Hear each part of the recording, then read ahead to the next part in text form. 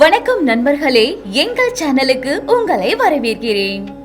இன்று நாம் மணியுடன் கூடிய பித்தளை மயில் விளக்கு பற்றி தான் பார்க்க போகிறோம். தமிழர்களின் பாரம்பரிய கலாச்சாரத்தின் பிரதிபலிப்பாக பித்தளை மயில் விளக்கு ஒவ்வொரு தமிழர் வீட்டிலும் காணப்படும் ஒரு அழகான பொருள். மயிலின் கண்கள் தீய சக்திகளை விரட்டி நல்ல ஆற்றலை தரும் என்று நம்பப்படுகிறது. விளக்கின் ஒளி மற்றும் மணியின் ஒளி மனதை அமைதிப்படுத்தி நல்ல உறக்கத்தை தரும்.